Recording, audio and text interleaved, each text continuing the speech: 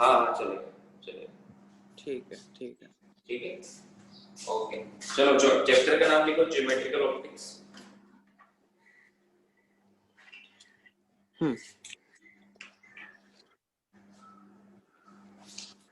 Geometrical optics. अब देखो geometrical optics में हम स्टडी ऑफ लाइट करेंगे। Optics is a branch of science in which we deals about light. Study of light करते हैं ठीक है। अब लाइट हमें पता है लाइट कौन सी वेव होती है। लाइट कौन सी वेव होती है? Light is electromagnetic wave. थोड़ा बहुत वेव के बारे में एक बार रिवीजन कर लेंगे। वेव वगैरह आपने 11th में पढ़ा होगा आपने ना। सर एक्चुअली वेव मेरा टॉपिक काफी वीक है, मतलब वो मैंने उतना ढंग से किया नहीं हुआ है। हाँ तो उसका जितना पार्ट यहाँ पे काम में आएगा मैं पढ़ा देता हूँ मेरे। ठीक है ठीक तो है। इसमें बस लिखो वेव टर्मिनोलॉजी।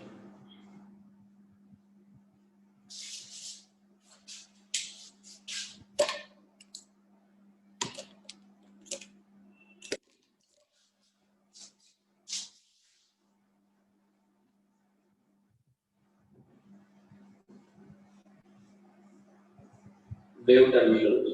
देखो वेव क्यों पढ़ रहे हैं इसमें? क्योंकि लाइट वेव है ठीक है। Light is electromagnetic wave. Electromagnetic wave is a type of wave which do not require medium. ठीक है लाइट वेव वैक्यूम में भी ट्रेवल कर सकती है। सो इलेक्ट्रोमैग्नेटिक वेव होती है जिनको मीडियम की जरूरत नहीं होती। समझ में आया क्या? अब देखो हाँ सर। जैसे ये इलेक्ट्रोमैग्नेटिक वेव ये इस तरह से ये हमें पता है ये क्रेस्ट होता है ये ट्रफ होता है। ये क्रेस्ट होता है पता है ना? हाँ सर। ये एम्पलीट्यूड होता है ना? क्रेस्ट से क्रेस्ट की डिस्टेंस को लैम्बडा बोलते हैं या फिर ट्रफ से ट्रफ की डिस्टेंस को लैम्बडा बोलते हैं। लैम्बडा मींस वेवलेंथ या फिर लेंथ ऑफ वन वेव यहां से लेके आने की डिस्टेंस को लैम्बडा बोलते हैं। और तरह से डिफाइन कर सकते हैं या फिर वन टाइम पीरियड में वेव जितना आगे बढ़ती है। वन टाइम पीरियड में वेव जितना आगे बढ़ती है जितना ट्रेवल करती है one time period. One time period मतलब time taken to complete one oscillation. जितनी देर में वन ऑक्सीलेशन मीडियम का पार्टिकल करता है उतनी देर में वेव इतना आगे बढ़ जाती है। ठीक है सो जितने टाइम में वेव आगे बढ़ती है उस डिस्टेंस को बोलते हैं वेवलेंथ है ना। और वो क्रेस्ट से क्रेस्ट के बीच में जो जितनी डिस्टेंस होती है वो भी उतनी होती है। समझ में आया? हाँ सर। तो ये वेव चल रही है v की स्पीड से। ये वेव चल रही है v की स्पीड से। तो मुझे बताओ t टाइम पीरियड में इन टाइम पीरियड t ये कितना आगे बढ़ेगी? इक्वल टू वेवलेंथ vt मतलब लैम्डा। तो lambda is equal to vt। ये आगे बोलो distance is equal to speed into time. हाँ समझ में आया? तो या फिर मैं इसको ऐसे लिख सकता हूं v is equal to lambda by t। और एक और फॉर्मूला ऐसा बन सकता है v 1 by t क्या होता है? Frequency v is equal to f lambda. तो ये फॉर्मूला ये आपको इस रिलेशन बताता है between frequency of wavelength and speed of any wave. कितनी स्पीड से वेव आ सकती है? Frequency of wave. What is frequency of wave? Frequency is number of waves per unit time. Yes, number of waves per unit time means or number of vibrations in 1 second or number of oscillations in 1 second। समझ में आया? हाँ sir. जैसे मैं compare करूं दो wave तो इसकी फ्रीक्वेंसी ज्यादा इसकी कम। हाँ समझ में आया?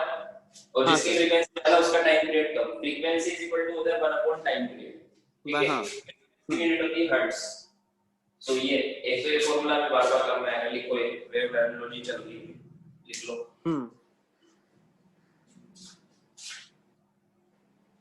सर लिख लिया। अब देखो कितने टाइप्स की वेव होती है ये लिखते जाओ। Mechanical wave and non mechanical wave. There are two types of wave on the basis of requirement of medium. There are two types of wave on the basis of requirement of medium. Mechanical and non-mechanical. Mechanical में क्या होता है?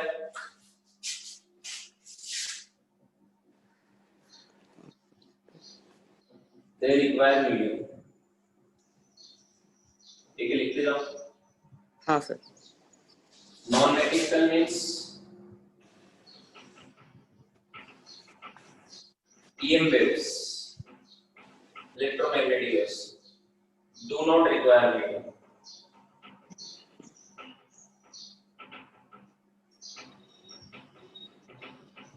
ठीक है, तो इसमें जैसे ये स्ट्रिंग वेव्स के एग्जांपल्स, ये 11th में चैप्टर पढ़ा होगा आपने साउंड वेव। हाँ सर। है ना? इसमें पढ़ेंगे इलेक्ट्रोमैग्नेटिक वेव्स, जैसे ऑप्टिक्स में लाइट पढ़ेंगे, ठीक है, एक्सरे, एक्सरे लक्षण, गामा रेज, समझ में आया क्या?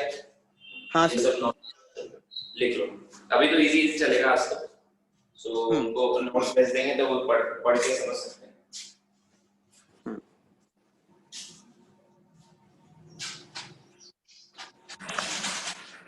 ठीक है सर, लिख लिया। अब देखो ये जो इलेक्ट्रोमैग्नेटिक वेव होती है,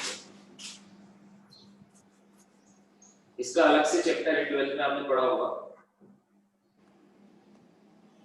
इसमें क्या होता है, इलेक्ट्रोमैग्नेटिक, अभी ज्यादा डीप में नहीं जा रहे हैं, ठीक है, जैसे आपने पढ़ा होगा कि इलेक्ट्रोमैग्नेटिक वेव कैसे चलती है, दो परपेंडिकुलर डायरेक्शन में इलेक्ट्रिक फील्ड और मैग्नेटिक फील्ड ऑक्सिलेट करते रहते हैं और उनके परपेंडिकुलर डायरेक्शन में इलेक्ट्रोमैग्नेटिक एनर्जी ट्रेवल करती है ना?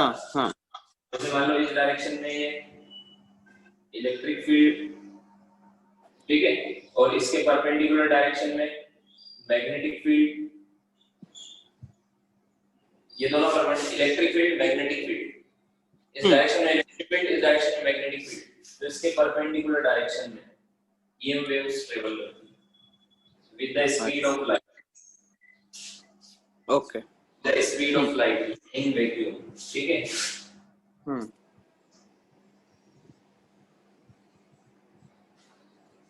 देखो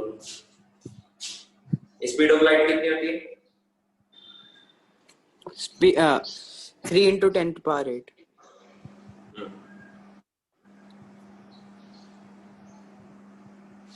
अब देखो जो इलेक्ट्रोमैग्नेटिक वेव्स है, इसमें आपने सुना होगा बहुत सारी अलग अलग वेव होती है, जैसे X-ray, gamma ray, infrared, UV rays, ultraviolet, है ना, रेडियो। सो ये अलग अलग किस बेसिस पे होती है? अलग अलग उनकी फ्रीक्वेंसीज अलग होती हैं। हाँ, फ्रीक्वेंसी वेवलेंथ दोनों अलग होती है। लिख लो एक लाइन में, electromagnetic waves are differentiated, electromagnetic waves are differentiated on the basis of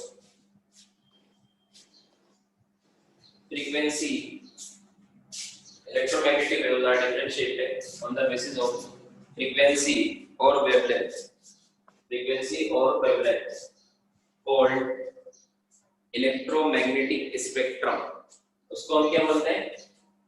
spectrum, electromagnetic spectrum. Spectrum, ठीक है। सो ये इलेक्ट्रोमैग्नेटिक स्पेक्ट्रम का ऑर्डर आपको पता होना चाहिए, रेडियो, माइक्रो, इंफ्रारेड, ठीक है। फिर विजिबल लाइट आती है, उसको हम कैसे बोलते हैं? विबग्योर बोलते हैं, पता है ना? हाँ। तो इस तरफ से लिख रहा हूँ, इस तरफ से अपोजिट ऑर्डर में लिखना है, विबग्योर, ठीक है। UV, then X-ray, and then gamma। तो इस ऑर्डर में जो मैंने ऑर्डर लिखा है, इस तरफ फ्रीक्वेंसी बढ़ रही है, तो वेवलेंथ कम हो रही होगी। क्यों? क्योंकि हमें पता है V इक्वल टू है F लैम्डा। हाँ सर। अभी पता है, तो V तो सबकी सेम है। स्पेक्ट्रम है, इनको किन बेसिस पे अलग अलग किया है? फ्रीक्वेंसी और वेवलेंथ। V सबकी सेम होती है, सब सेम स्पीड से ट्रेवल करती है। अब किसी की फ्रीक्वेंसी ज्यादा है तो किसी की कम, ठीक है। किसी की वेवलेंथ ज्यादा है, किसी की कम है, तो सबकी अलग अलग होती है। सो अब जिसकी फ्रीक्वेंसी ज्यादा होगी उसकी वेवलेंथ कम होगी, इसलिए इस तरफ फ्रीक्वेंसी बढ़ रही है, फ्रीक्वेंसी बढ़ रही है, ठीक है। हाँ, समझ में आया? अब देखो, हाँ सर, अगर इसको उल्टी ऑर्डर में लिख लो, अगर आपको ऐसे बताऊं तो पहले से आप किस ऑर्डर में बताएं, दोनों ऑर्डर में लिख लो। एक गामा रे, एक्सरे, यूवी, ठीक है, फिर विजिबल आएगा, विजिबल लाइट, फिर इंफ्रारेड आएगा, फिर माइक्रो, फिर रेडियो, ठीक है। अब इस तरफ वेवलेंथ इंक्रीज हो रही, फ्रीक्वेंसी डिक्रीज हो रही, ठीक है। जब ये क्यों वो पार्ट इज इलेक्ट्रोमैग्नेटिक स्पेक्ट्रम का which is visible to us, okay. हाँ सर। ये सब देख सकते हैं हम, सिर्फ ये वाला और ज्योमेट्रिकल ऑप्टिक्स में हम इसी को स्टडी करेंगे। अच्छा ठीक है सर। अब यहाँ पर इसकी जो वेवलेंथ की रेंज है वो नियरली किसी बुक में 4000 एंगस्ट्रॉम से 8000 एंगस्ट्रॉम, ऐसे अलग-अलग 4000 एंगस्ट्रॉम से 8000 एंगस्ट्रॉम, किसी में 3600 एंगस्ट्रॉम से लिखी होती है, ठीक है। एंगस्ट्रॉम पता है? हाँ 10 की पावर -10, ठीक है, लिख लो ये।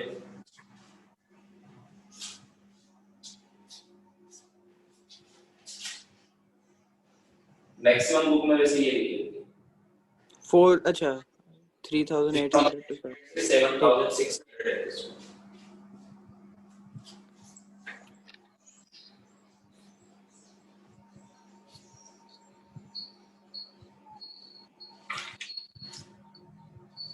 ठीक है। हाँ सर। विजिबल विजन, जिसको हम बोलते हैं व्हाइट लाइट, ठीक है। अब देखो, अब ऑप्टिक्स की डेफिनेशन देख लो। तो बेसिक हम इतना ही पढ़ना है वेव्स का, ठीक है। ऑप्टिक्स की डेफिनेशन देखो। अच्छा, ये इलेक्ट्रोमैग्नेटिक वेव्स कैसे क्रिएट होती है? इलेक्ट्रिक और मैग्नेटिक फील्ड के इंटरेक्शन से। हाँ, बट ये जब कोई भी चार्ज पार्टिकल जब एक्सेलरेट करता है ना, जब भी चार्ज पार्टिकल एक्सेलरेट करता है, जब वो मूव करता है विद सम एक्सेलरेशन, अच्छा, तो हमें पता है चार्ज पार्टिकल इलेक्ट्रिक फील्ड भी प्रोड्यूस करता है और मैग्नेटिक फील्ड भी प्रोड्यूस करता है ना। मैग्नेटिक फील्ड कब प्रोड्यूस करता है? वो जब वो मूव कर रहा है। इलेक्ट्रिक फील्ड तो हमेशा प्रोड्यूस करता है। मैग्नेटिक फील्ड जब वो मोशन में है तब प्रोड्यूस करता है, और जब वो एक्सेलरेटेड मोशन में है तो वो इलेक्ट्रिक फील्ड और मैग्नेटिक फील्ड दोनों के परपेंडिकुलर डायरेक्शन में इलेक्ट्रोमैग्नेटिक वेव प्रोड्यूस करता है। हाँ सर, ठीक है। समझ में आया? So when charge particle accelerates, electromagnetic wave is produced. याद रखना है। अब लिखो ऑप्टिक्स की डेफिनेशन। देखो, optics is basically study of light. Optics is basically study of light. And light is that part of electromagnetic spectrum. And light is that part of electromagnetic spectrum which is visible to us. Which is visible to us. लिख लिया sir. ठीक है। अब लिखो representation of light.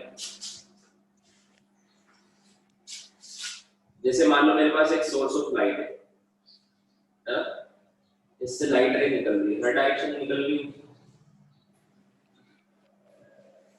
सो हम light के travel को कैसे मानते हैं? कि स्ट्रेट लाइन में ट्रेवल कर रही है, मानते हैं। तो इसको हम रिप्रेजेंट करते हैं स्ट्रेट लाइन से। किससे रिप्रेजेंट करते हैं? Straight line. और इस स्ट्रेट लाइन को हम बोलते हैं रे ऑफ लाइट। इस स्ट्रेट लाइन को हम क्या बोलते हैं? Ray of light.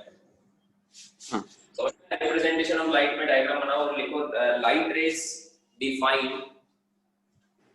पहले बना लो डायग्राम।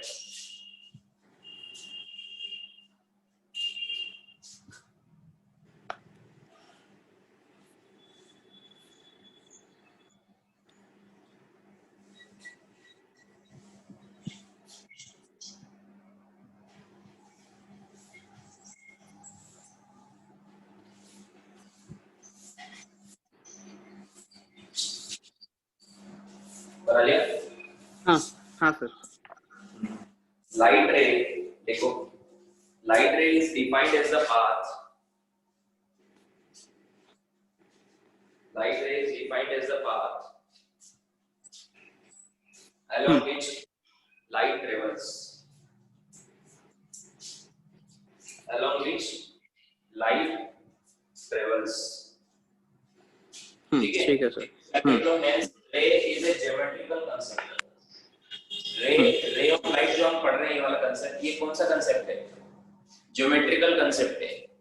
अच्छा. That's why the chapter is called as geometrical optics. इसमें हम light को as a ray treat करेंगे.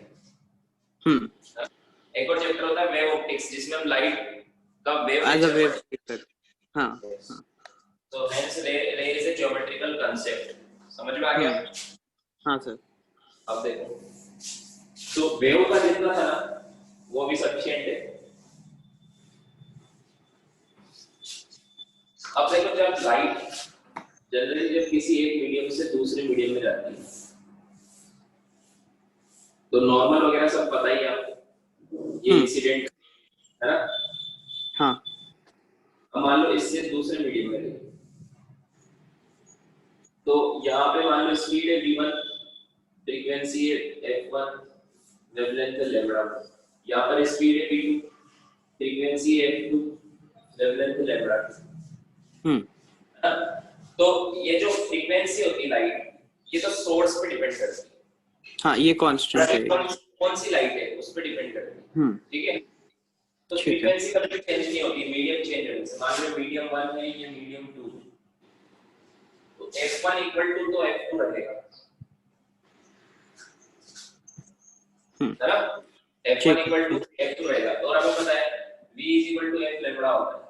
तो क्या लिख सकता हूं मैं यहां से, v1 by v2 is equal to f से f तो कैंसिल हो जाएगा, λ1 by λ2. ये रिलेशन v1 v2 और λ1 λ2. मान लो स्पीड कम हो गई तो वेवलेंथ भी कम हो जाएगी. मान लो स्पीड बढ़ गई, v2 ज्यादा हो गया तो वेवलेंथ λ2 ज्यादा हो जाएगी. ठीक है. ये कांसेप्ट काम में आएगा प्रैक्टिकल सेट से सब लिखो.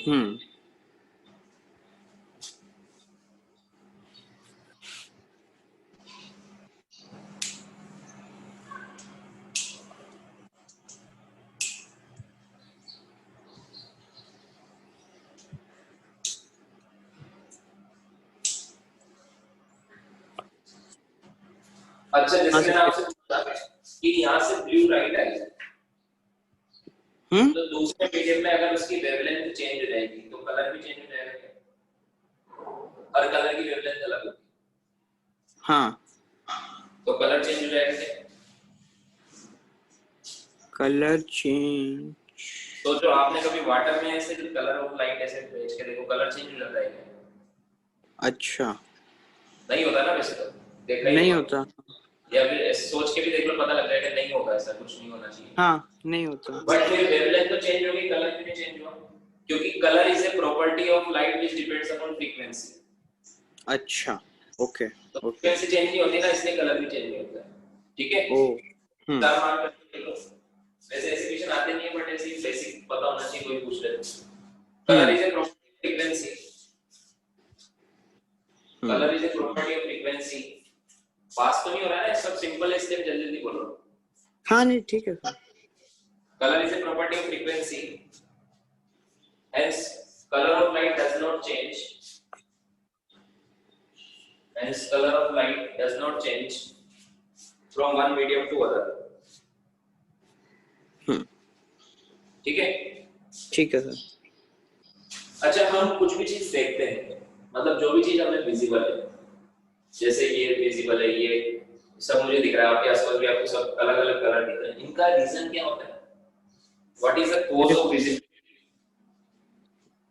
Reflection of light.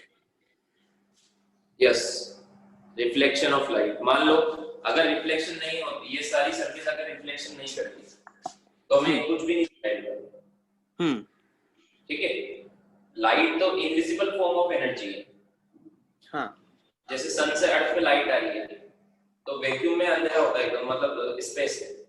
ठीक है. बट वहां पे लाइट तो है. Light is an invisible form of energy, फिर भी हमें दिखती है. कहां पर दिखती है? जहां पर वो लाइट रे रिफ्लेक्ट होके हमारी आईज में आती है. हाँ सर। समझ में आया? हाँ। सो एक रीजन तो है कॉज ऑफ विजिबिलिटी का रिफ्लेक्शन ऑफ लाइट, ठीक है। एक और रीजन होता है रेडिएशन। रेडिएशन जैसे आपने हीट में पढ़ा होगा, कंडक्शन, कन्वेक्शन और रेडिएशन, तीन टाइप के हीट ट्रांसफर होते हैं। हाँ सर। तो जो थर्ड वन होता है रेडिएशन। जैसे हर बॉडी रेडिएट करती है, हर बॉडी रेडिएट करती है। रेडिएट करती है। अब जैसे मान लो ये वाली ये बोर्ड आपको रिफ्लेक्शन से दिख रहा है या रेडिएशन से, इसको पता करने का तरीका है लाइट ऑफ कर दो। हाँ। अगर लाइट ऑफ करने के बाद ये नहीं दिखा तो मतलब ये रिफ्लेक्शन से दिख रहा है। अगर लाइट ऑफ करने के बाद भी ये दिख गया तो ये रेडिएशन से दिख रहा है। समझ में आया क्या? जैसे मान लो मैंने ब्लू कलर की टी शर्ट पहनी हुई, अब मैं जंगल में चला जाऊं, मैं दिखूंगा क्या? एकदम अंधेरा है। हाँ, नहीं दिखूं। बट मेरे हाथ में एक हॉट आयरन रोड है, मतलब रेड हॉट आयरन रोड मेरे पास। हाँ, तो वो दिखेगा। तो मैं डार्क में ले जाऊं, वहां पे भी दिखेगी। बट वहां पे लाइट का कोई रिफ्लेक्शन तो नहीं गिरा, फिर भी दिख रही है। तो क्या तो वो लाइट रेडिएट कर रही है। वो रेडिएट कर रही है। अच्छा, वो भी रेडिएट कर रही है, हम सब भी रेडिएट कर रहे हैं, तो वो दिख रही है, हम क्यों नहीं दिख रही? क्योंकि वो लाइट रिफ्लेक्ट मतलब इतनी स्ट्रांग नहीं है कि रिफ्लेक्ट हो। नहीं, जैसे हॉट तवा है जिसपे हम रोटी बनाते हैं, वो भी बहुत गर्म होता है, फिर भी नहीं दिखता है। तो ऐसा नहीं है, देखो जब कोई भी ऑब्जेक्ट रेडिएट, जैसे मैं भी रेडिएट कर रहा हूँ, तो आपको डिपेंड कर रहा है कि रेडिएट मतलब रेडिएट भी जो एनर्जी निकलती है वो भी इलेक्ट्रोमैग्नेटिक वेव्स होती है। तो उसमें वो सारी जो हमने रेंज लिखी थी वो सब आती है। तो वो विजिबल स्पेक्ट्रम में होनी चाहिए दिखने के लिए। तो अगर वो विजिबल स्पेक्ट्रम वाली लाइट एनर्जी रेडिएट कर रहा है, विजिबल स्पेक्ट्रम वाली, तो वो दिखेगी, वरना नहीं दिखेगी। हाँ, ठीक है, समझ में आया? हाँ, अब वो विजिबल वाली कब करेगा, वो सब डिफरेंट पार्ट है, वो इस चैप्टर में नहीं है, ठीक है? ठीक है। तो लिखो कॉजेज ऑफ विजिबिलिटी पे लिखो, first reflection, second self radiation, second self radiation, bracket में लिखो due to temperature of body.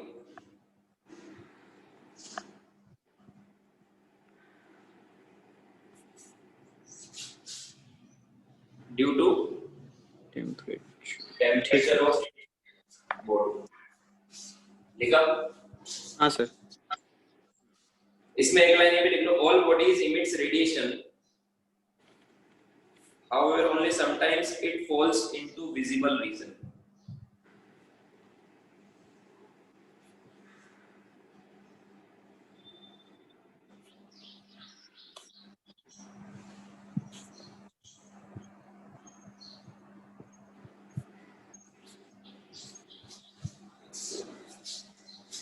अब देखो जो ऑप्टिक्स है,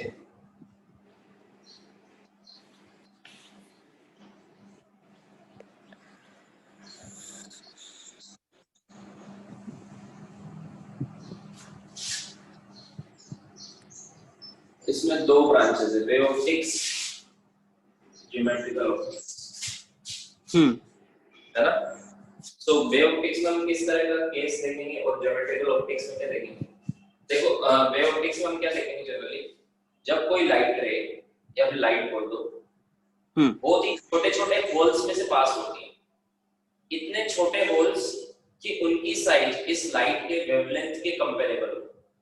अच्छा। कितने छोटे होल्स होंगे, जब उन छोटे छोटे होल्स में से लाइट पास होती है तो उनके बिहेवियर में चेंजेस हो जाते हैं। अच्छा। हाँ, जैसे डिफ्रैक्शन, इंटरफेरेंस, ये सब आपने सुना होगा, पोलराइजेशन, हाँ, है ना? ये इंटरफेरेंस वगैरह हम करते हैं, वो स्लिट बनाते हैं, वो छोटे होल होते हैं उसमें। यंग्स डबल स्लिट देखा होगा आपने, बहुत छोटे होल होते हैं, डिफ्रैक्शन छोटे होते हैं, है ना? तो उससे बिहेवियर में चेंज आ जाते हैं, वो फ्रिंजेस बनती, पता है? हाँ। सो वो सब हम वेव ऑप्टिक्स में स्टडी करते हैं। वो छोटे छोटे होल्स में जब लाइट पास होती है तो उसकी जो बिहेवियर में चेंजेस होते हैं या जो प्रॉपर्टी होती है लाइट क्या करती है उसके बाद, वो सब हम इस चैप्टर में डिस्कस करते हैं, ठीक है? इसमें हम क्या करते हैं ज्योमेट्रिकल ऑप्टिक्स में, जब लाइट बड़े बड़े लार्जर होल्स में से पास होती है, जैसा कि रियल लाइफ में हम देखते हैं कि जैसे रूम में बाहर से लाइट आ रही है एक विंडो में से, उस तरह के होल्स बड़े बड़े, जैसे या फिर किसी मीडियम में जा रही है तो भी एक तरह का होल ही लाइट के लिए, ठीक है। तो ये किसमें आप स्टडी करते हैं, ज्योमेट्रिकल ऑप्टिक्स में, ठीक है। तो ये लिख लो, फिर नीचे जो मैं बोलता हूँ फिर इसको।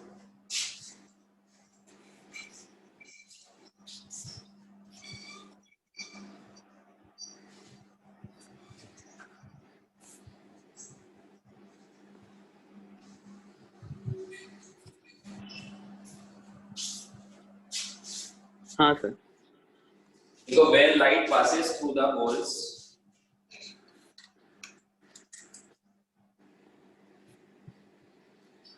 when light passes through the holes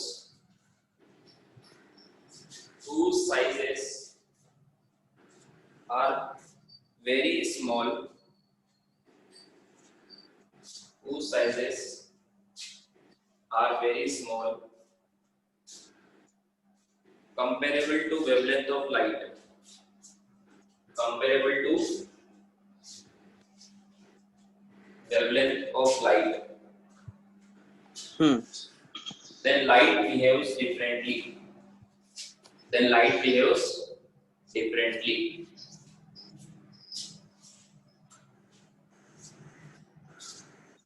And this behavior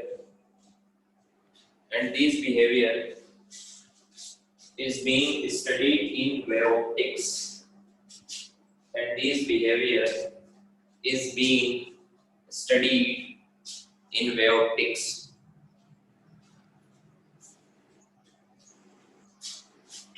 ठीक है। नेक्स्ट लाइन में देखो,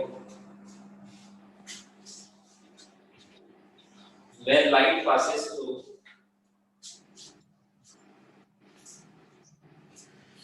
the very large holes, when light passes through the very large holes like in real life, bracket में लिखना like in real life we see, like in real life we see, this type of study is done in geometrical optics.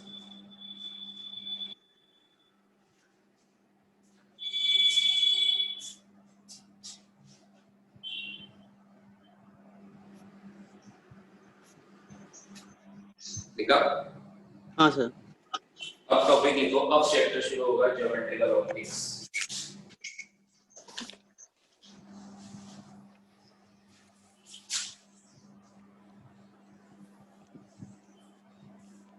इसमें सबसे पहले हम देखेंगे behaviour of light. सबसे पहले हम लाइट के बिहेवियर समझेंगे, फिर उसमें आगे बढ़ेंगे, ठीक है। So behaviour of light at the interface, interface मतलब होता है बाउंड्री बिटवीन टू, ये तुम्हें पता होगा, जनरली देखेंगे, हम छोड़ेंगे कुछ भी नहीं, जो चैप्टर हमने शुरू किया पूरा करेंगे, ठीक है। ठीक है सर। जैसे ये मीडियम है, दो मीडियम के बीच, अब मीडियम, टाइप्स ऑफ मीडियम आपने पढ़े होंगे, अब वो थ्योरेटिकल चीजें मैं सिर्फ बोलूंगा क्योंकि आपको पता है, लिखने की जरूरत नहीं है, अब हमें बोर्ड एग्जाम तो देना नहीं है, ठीक है। टाइप्स ऑफ मीडियम कौन कौन से होते हैं? एक होता है मतलब ओपेक, हाँ ठीक है, ट्रांसलूसेंट, ट्रांसपेरेंट और ट्रांसलूसेंट।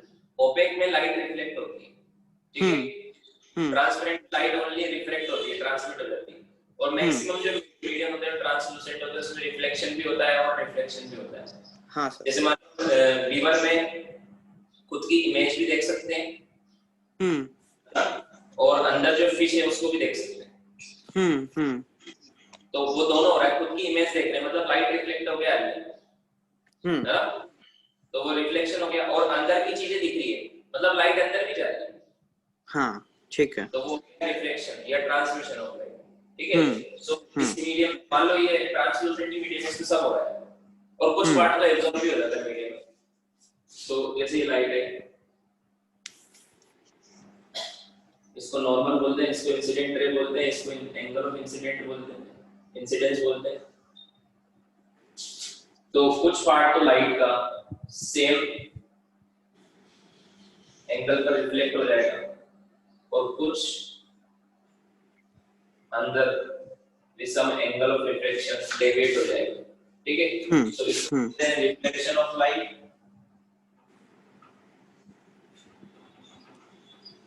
इसको बोलते हैं रिफ्लेक्शन ऑफ लाइट। तो इस चैप्टर में हमें ये दोनों पढ़ने हैं, रिफ्लेक्शन भी पढ़ना है, दोनों को अलग अलग पढ़ेंगे पहले, फिर मिक्स भी कर लेंगे, ठीक है।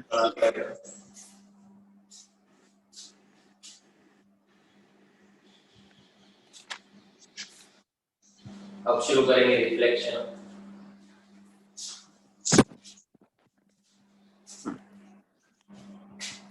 रिफ्लेक्शन लिखो, हटा दो। हाँ सर। रिफ्लेक्शन में एक लाइन लिख लो, when light ray reflects back into the same medium, when light ray reflects back into the same medium, this phenomenon is called as reflection of light.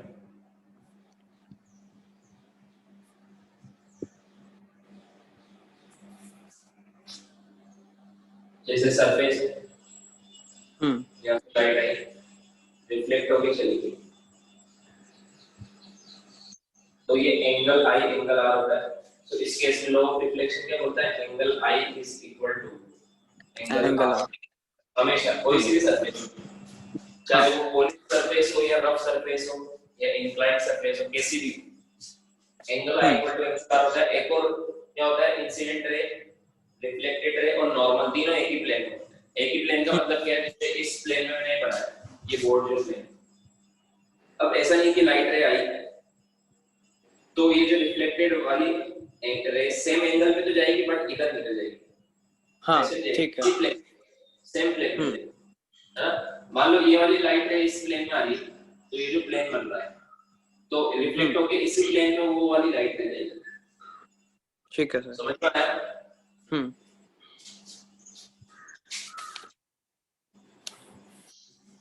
all lines in all कौन, incident, normal और reflected, ठीक है, दोनों rule है।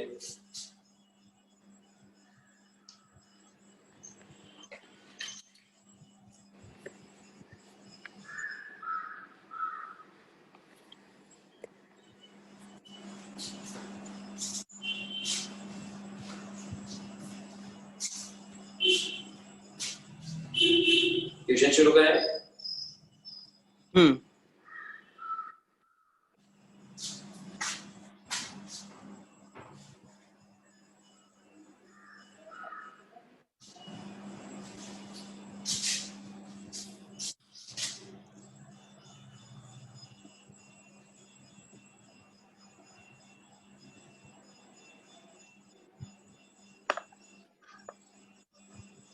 ये mirror समझ लो या OPEC body, ठीक है।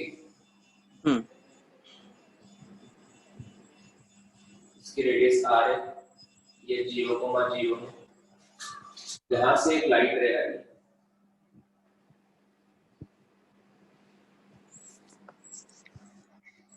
अच्छा ये कंसेप्ट पता है ना कि सर्कल या स्फीयर में नॉर्मल हमेशा सेंटर से पास होता है।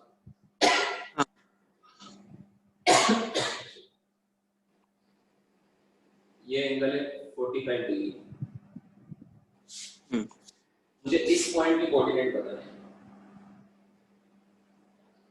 x, y, find x, y, जहां पर स्ट्राइक हो रही है वो कोऑर्डिनेट।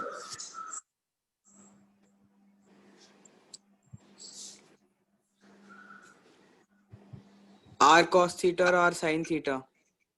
यस, थीटा कितना है?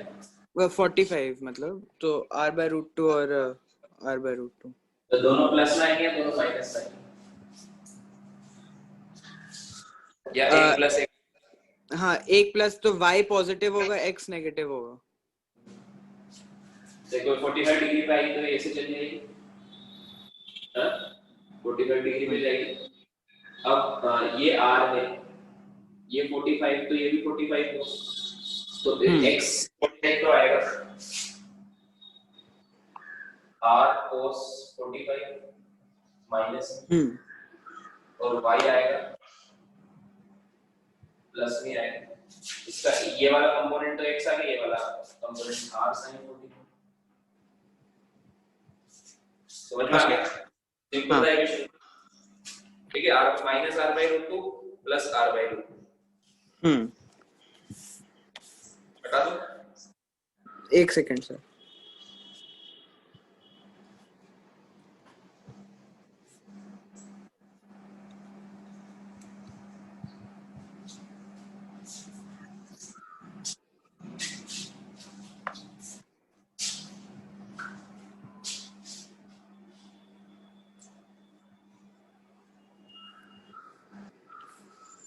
हाँ ठीक है सर।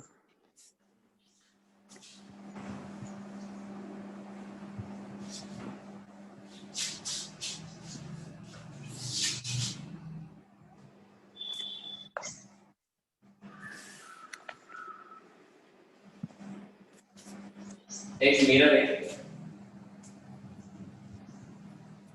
Parabolic mirror.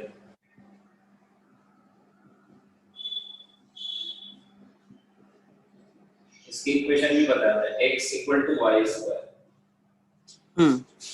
इक्वेशन क्या x equal to Y square. अब इधर से एक वेव आई, रे आई,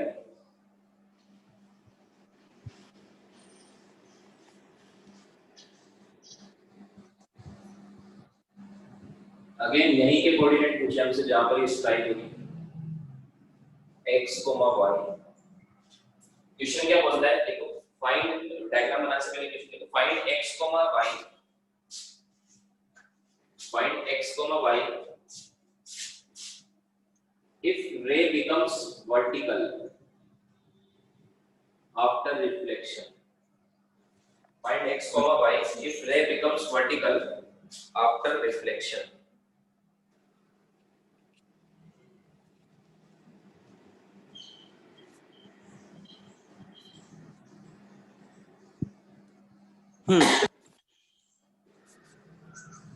सोल्व करोगे या मैं बताऊं? मैं कोशिश करता हूँ।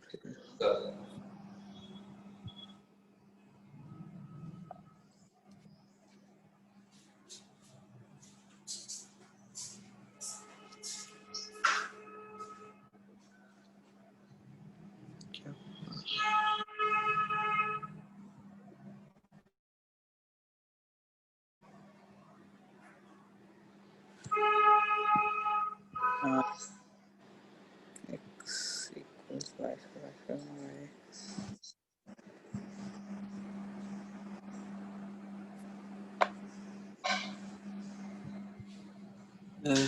नहीं सर, नहीं समझ में आ रहा।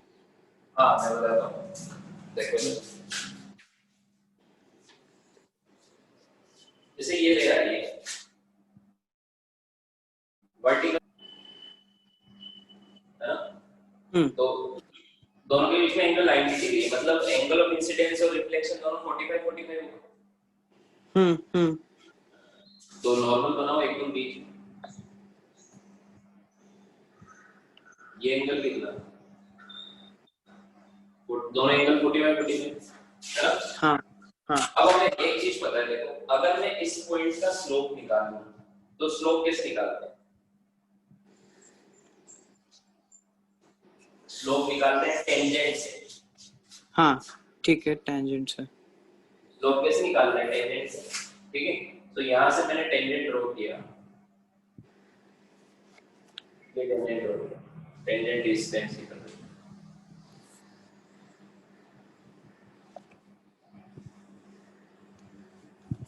ये मैंने टेंजेंट ड्रॉ किया, ठीक है।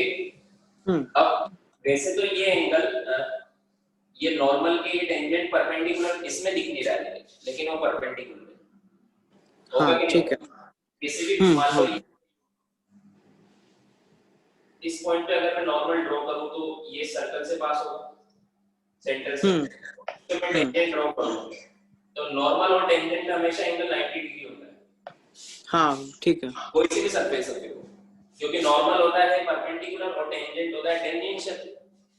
ठीक है, सो ये 90 है, ये 45 है, तो ये भी 45 होगा, तभी तो टोटल एंगल 90 होगा नॉर्मल और टेंजेंट में। हाँ है ना? ये 45 है तो ये भी 45 होगा। तो इस पॉइंट पर स्लोप कितना आया? 1045 1। हाँ स्लोप आया 1045, मतलब 1 आ गया स्लोप, है ना? और हमें इक्वेशन भी पता है x y²।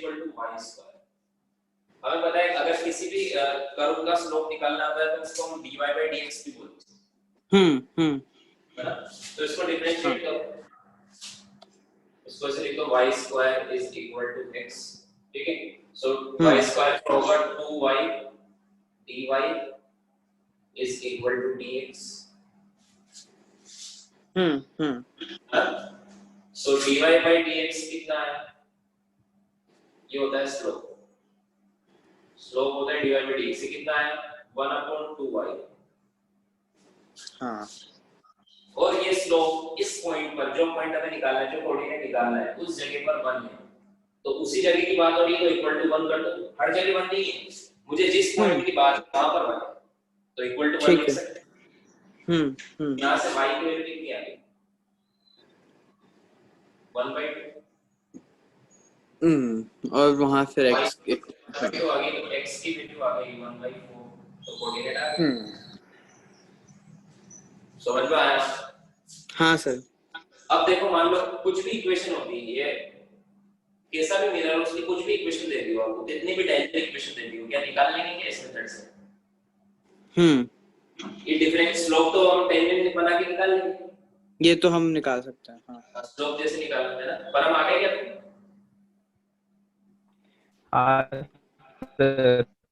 Okay, next question से ध्यान देना, अभी इस पे ट्राई करो। सर वो एक्चुअल में क्या हुआ ना कि वो मैसेजेस फॉर्म में था तो मैंने देखा नहीं था एंड तक, इसलिए कंफ्यूजन हो गया था। मेरे को लगा कि आज क्लास नहीं है 7:30 से, सिर्फ 10:15 से 12:15 का केमिस्ट्री का क्लास था। ओके, एक बार रिवीजन कर लेना, है ना?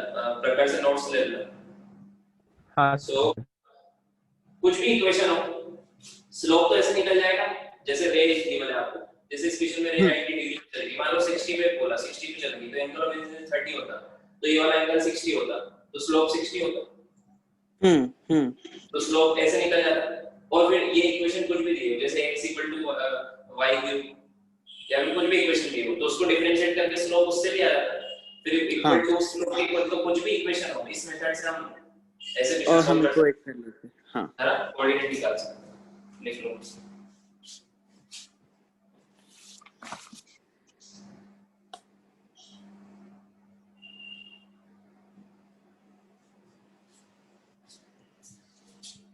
तो ये जो बेसिकली हम आपको ये मेथड्स वाइज क्वेश्चन सोल्व कराएंगे, तो अब आपको इस मेथड का क्वेश्चन आया तो करना ही है, तो ऐसा नहीं है कि ये कैसे होगा, समझ में आएगा? ठीक तो है। ये मेथड थोड़ा थोड़ा ध्यान में रखना कि इस अच्छा ऐसे मेथड सोल्व हो गया, तो कांसेप्ट है इसे। ठीक है सर। अच्छा, चलो मैं क्लास के बाद ही बात करूंगा तुम लोगों से फिर से। अब नेक्स्ट इसमें लिखो प्लेन मिरर। सबसे पहले हम स्टार्ट करेंगे प्लेन मिरर, और हम ज्योमेट्रिकल ऑप्टिक्स शुरू किया हमने। हाँ सर। उसमें मैंने अभी तक वेव के बारे में बताया था, वेव्स क्या होती है, क्योंकि ज्योमेट्रिकल ऑप्टिक्स में हम लाइट पढ़ेंगे, है ना? और लाइट इज इलेक्ट्रोमैग्नेटिक वेव, तो वेव्स के बारे में बताया था। फिर उसके बाद फिर हमने रिफ्लेक्शन ऑफ लाइट शुरू किया था और एक दो क्वेश्चन किए थे। अब रिफ्लेक्शन ऑफ लाइट का टॉपिक देखेंगे, प्लेन मिरर। हाँ सर। ठीक है, अब प्लेन मिरर में जैसे मान लो ये प्लेन मिरर, ये एक ऑब्जेक्ट है ना? तो इसकी इमेज कैसे बनाएंगे? कैसे भी बना लो, जैसे यहां से एक रे भेजेगा, ठीक है? जैसे यहां से एक रे भेजेगा,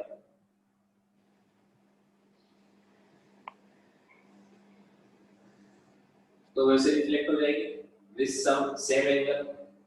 वैसे यहां से एक रे भेजेगा, वो ऐसे रिफ्लेक्ट हो जाएगी। प्लेन मिरर क्या होता है? रिफ्लेक्ट कर देगा ना लाइट रे को, तो ये क्या कभी रियल में मिलेगी ऐसे इधर? वो वर्चुअली मिलेंगे। डाइवर्जेंट रे बीम से है तो डाइवर्जिंग रेस कभी नहीं मिलती। हाँ तो नहीं मिलेंगे। तो कैसी बनेगी? वर्चुअली मिरर के पीछे मिलेंगे वो। हाँ, पीछे पीछे इसको ट्रेस करो तो कहीं ना कहीं जरूर मिलेगी। तो जहाँ मिलती है वहीं हमें ऑब्जेक्ट की इमेज दिखती है।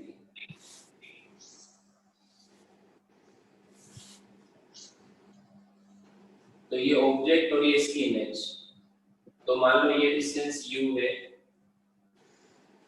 और ये v है, तो ये u और v इक्वल होता है। चाहो तो तुम सिमेट्री से प्रूव भी कर सकते हो, बट अभी इतना कुछ हमें पता ही नहीं u और v इक्वल होता है। ये दोनों ट्रायंगल सिमेट्रिक ट्रायंगल्स है, तो इनका बेस और बेस इक्वल होगा, ठीक है? हाँ तो u और v इक्वल होता है। ये इमेज कैसी बनती है? लेटरली इन्वर्टेड बनती है, सब तो पता ही होगा आपको। हाँ सर। जैसे p, तो p की इमेज ऐसी बनेगी, लेटरली इन्वर्टेड बनती है, वर्चुअल बनती है, ठीक है? तो बना सकते हैं।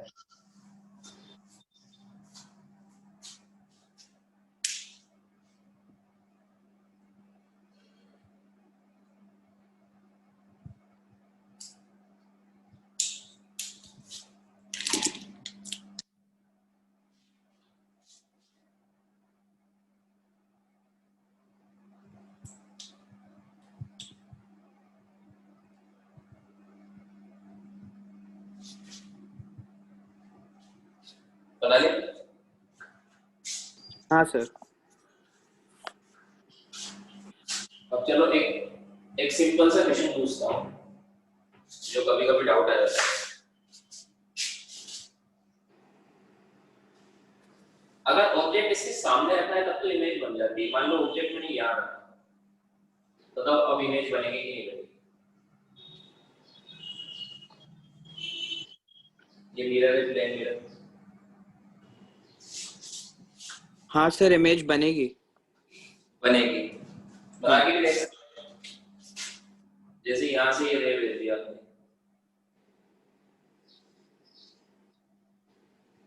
तो ऐसे निकल जाएगी, है ना? एक रे यहाँ भेज दो तो ये ऐसे निकल जाएगी। Angle of incidence is equal to angle of reflection होता है। अब अगर आप इसको पीछे ट्रेस करोगे तो इतनी डिस्टेंस पर ये पीछे मिल जाएंगे,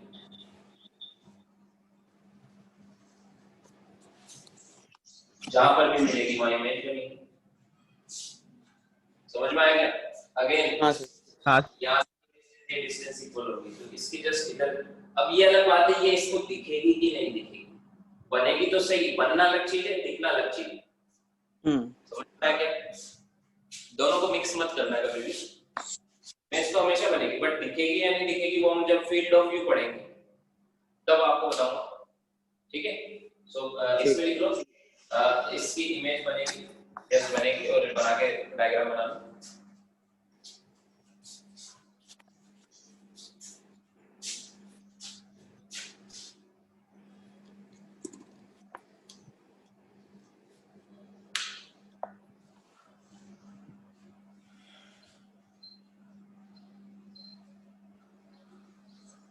हटा दो। हाँ सर। सर, वो जो रिफ्लेक्टेड रेज है वो पैरेलल है क्या? कौन सी? नहीं, पैरेलल छोड़ना है। सर ठीक है। ये जैसे जैसे मान लो ये एंगल 30 डिग्री है तो ये 30 पे जाएगी, और ये मान हाँ लो सर। 60 डिग्री तो ये 60 पे जाएगी।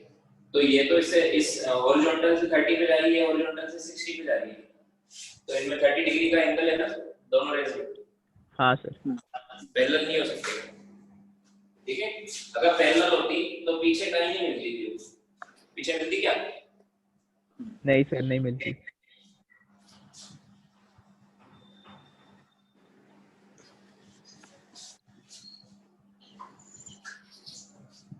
ट्यूशन करते हैं इसमें।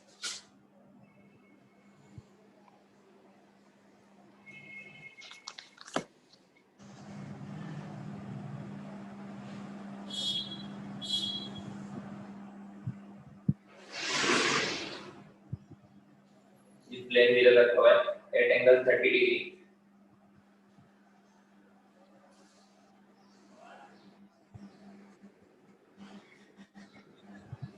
टू कोमा जीरो पर ऑब्जेक्ट रखा हुआ है, ये ऑब्जेक्ट है, इसकी इमेज के कोऑर्डिनेट बताना है, find coordinate of its image.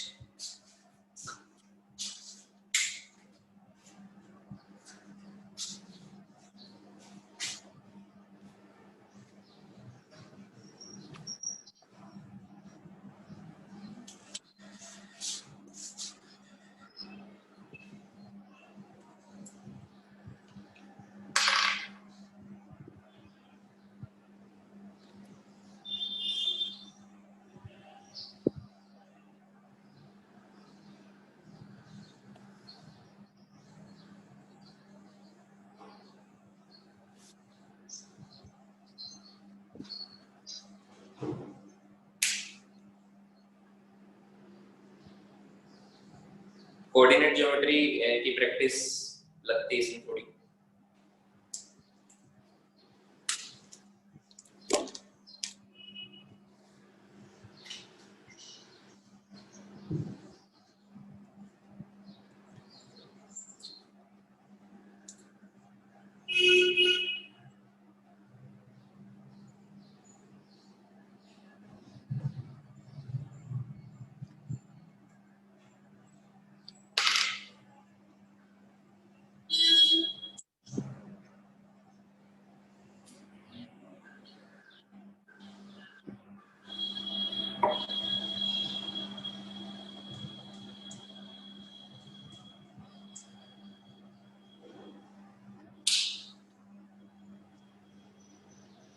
हुआ नहीं सर, एक मिनट।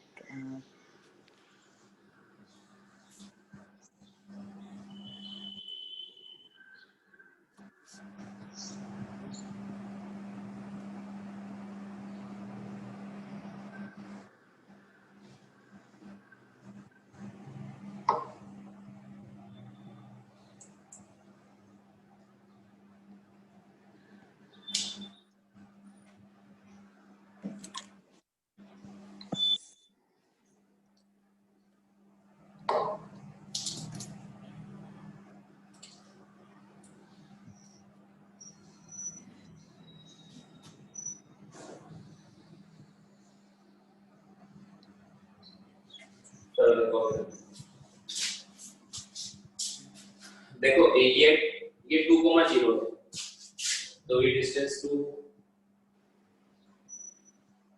है ना, ये डिस्टेंस 2 है। हाँ सर। और ये 2 है। अगर मैं यहाँ से परपेंडिकुलर ड्रॉ करूँ तो इमेज ये जितनी भी डिस्टेंस है, इतनी डिस्टेंस, अब इमेज बनाने की जरूरत नहीं है इसमें, हमें पता है सेम डिस्टेंस पे बनती है। तो ये एंगल परपेंडिकुलर है इससे, सेम डिस्टेंस पर यहाँ बन जाएगी इमेज। इसको ढूंढने के लिए क्या रे बनाने की जरूरत है क्या? नहीं। हाँ, रे वगैरह बनाओगे तो कब सोल्व करोगे, ठीक है। सो ये 2 है, ये 30 डिग्री है, तो इसका ये कंपोनेंट आएगा 2 cos 30 और ये कंपोनेंट आएगा 2 sin 30। sin 30 कितना होता है 1/2, तो ये आएगा 1, है ना। ठीक है। और ये भी 1, हाँ। ठीक है। ये √3, 2 cos 30 √3/2, 2 से 2 कैंसिल। अब देखो ये 1, ये 1, ये √3 दोनों कॉमन है, तो ये सिमिलर ट्रायंगल ही तो वही बने। ये एंगल 30 डिग्री हुआ ना, सिमिलर ट्रायंगल ही होंगे ना, ये भी 30 डिग्री बनेगा एंगल, क्योंकि ये कॉमन है, दो साइड्स इक्वल हैं तो थर्ड भी इक्वल ही होगी। हाँ, ये दोनों की इक्वल है, 1 1 इक्वल है, थर्ड भी इक्वल होगी, तो थर्ड ये 2 है तो ये भी 2 होगा, है ना। तो हमें जो इमेज के पॉइंट है, इमेज यहाँ बन रही है, यहाँ से 2 मीटर दूर, और ये एंगल टोटल 60 डिग्री। आ गया आंसर? हाँ x, y, x कितना 2 cos 60, y कितना 2 sin 60। समझ में आ गया? हाँ सर। मतलब 1, √3।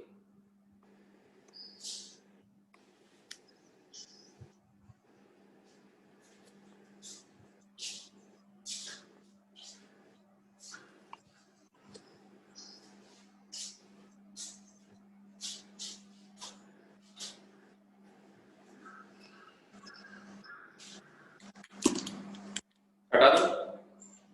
नहीं, एक सेकंड सर।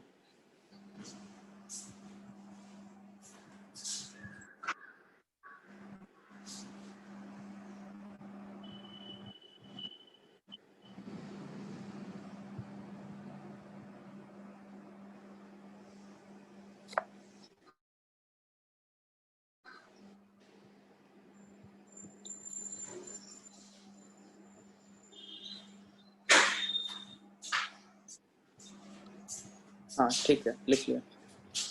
अब हाँ हटा दो और क्वेश्चन करते हैं। तो समझ में आ रहा है ना कैसे अप्रोच करना है क्वेश्चंस को? अब देखो और क्वेश्चन।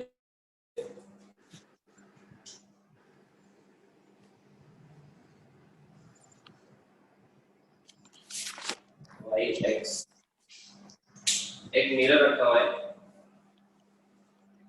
एकदम मिड में 45 डिग्री।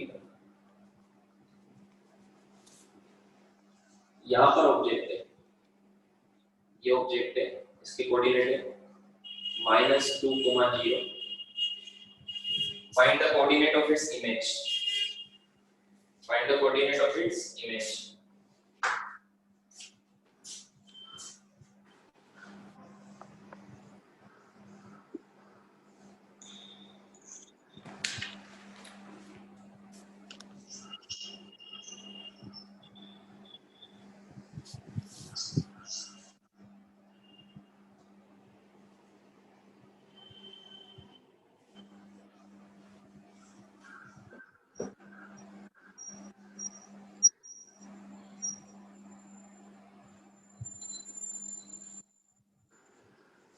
आगे सर, एक मिनट कर।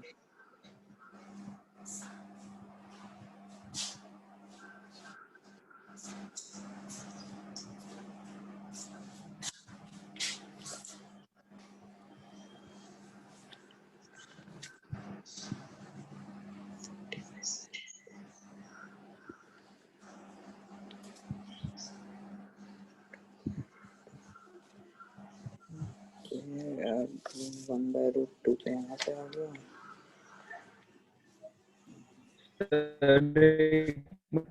मतलब स्टेप कैसे क्या करना है शुरुआत? परम क्या बोल रहे हो तुम? वॉइस तो क्लियर मतलब नहीं। कि सर अप्रोच कैसे करेंगे इस क्वेश्चन को स्टार्टिंग से, वैसा एक बार बता दो। अप्रोच सिंपल है। मैंने कंसेप्ट आपको दिखाया कि ऑब्जेक्ट की इमेज ढूंढ लो और मैंने बताया कि सेम डिस्टेंस पे बनती है। ठीक है, सो इसको पीछे थोड़ा एक्सटेंड करो, इसको पीछे थोड़ा एक्सटेंड करो इस मिरर को, है ना? अब जितनी डिस्टेंस पर ये ऑब्जेक्ट है, ये वाली डिस्टेंस,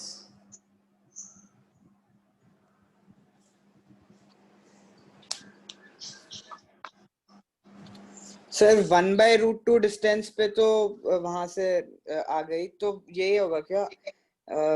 बी देखो मैं एक बता रहा हूँ, सेकंड।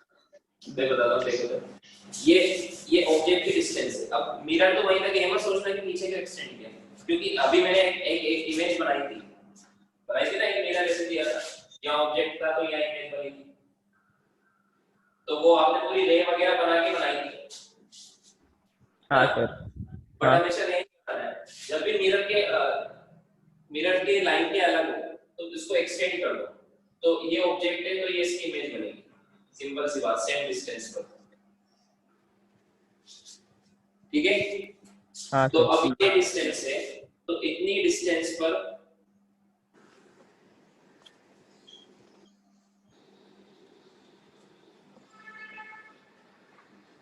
सर 0, -2 होगा क्या आंसर?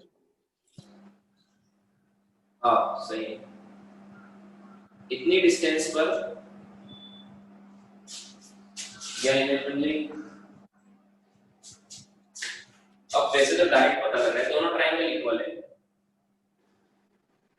ये दोनों ट्रायंगल इक्वल ही होंगे ना, ये डिस्टेंस इक्वल, ये डिस्टेंस इक्वल, ये कॉमन साइड इक्वल, तो ये साइड और ये साइड भी इक्वल होगी।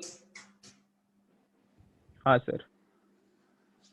अरे हाँ तो बोलो, ये वाली साइड हाँ और सर। ये वाली साइड इक्वल, तीनों साइड इक्वल होगी, तो ये वाली साइड कितनी है 2, तो ये भी 2 होगी।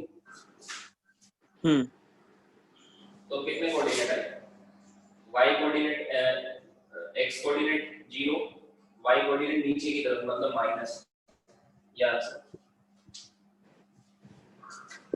समझ में आया? हाँ सर। हाँ sir.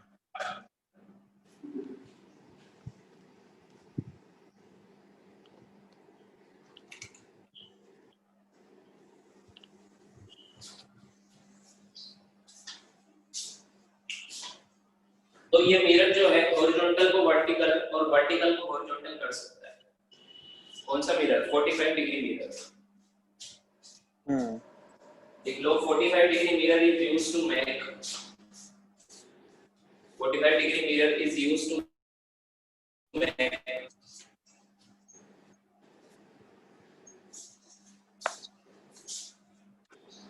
45 degree mirror is used to make horizontal to vertical and vertical to horizontal.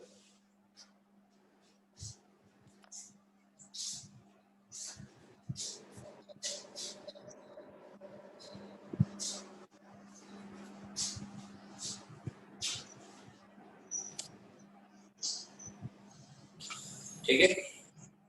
हाँ सर।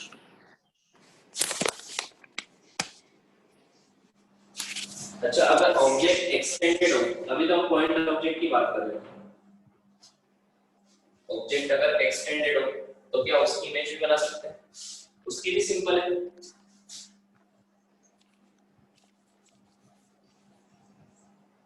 जैसे मान लो ये ऑब्जेक्ट है, तो इसकी इमेज कैसे बनाएंगे? इसके दोनों एक्सट्रीम पॉइंट देखो, ये वाला पॉइंट, पॉइंट वाइज इसकी इमेज बनाओ। तो कैसे बनाएंगे पॉइंट वाइज?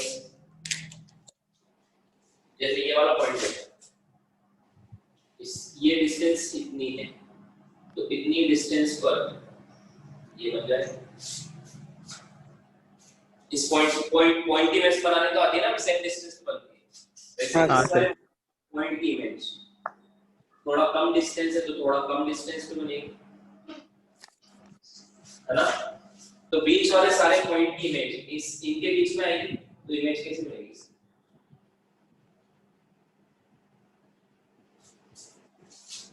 समझ में आया? बता दो। हाँ सर।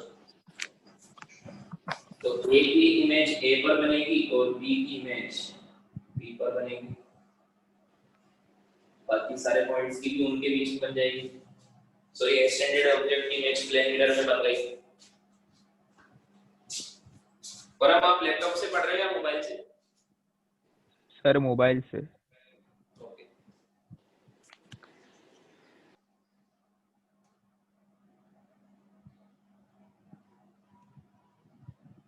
हो गया? हाँ सर।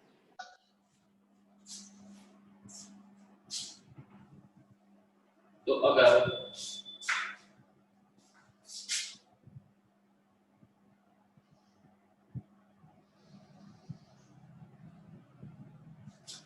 ये 45 डिग्री मिरर है,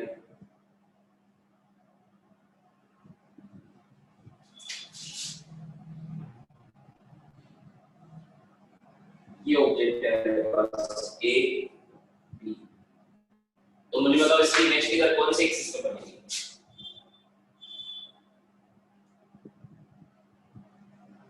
sir y dash. Object x axis y पे, नेगेटिव y पे। कैसे बनेगी नेगेटिव y पे? इसको एक्सटेंड करो पीछे,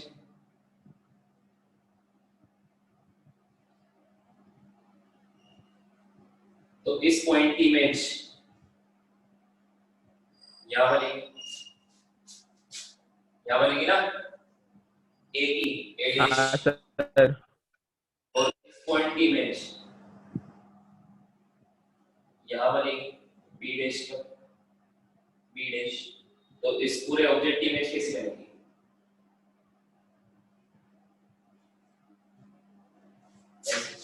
समझ में आया? हाँ सर। हाँ सर। हॉरिजॉन्टल को वर्टिकल 45 डिग्री में मिरर का ये काम, और वर्टिकल को हॉरिजॉन्टल। तो ये ऑब्जेक्ट है, इसकी इमेज।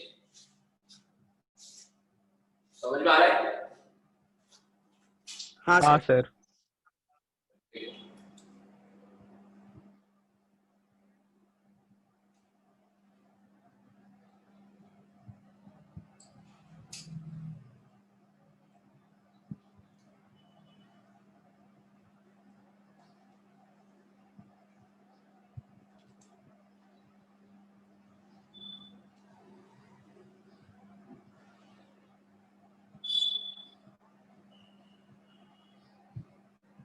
बता दो।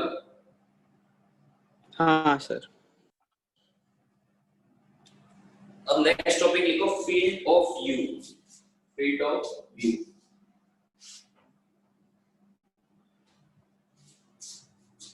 Field of view.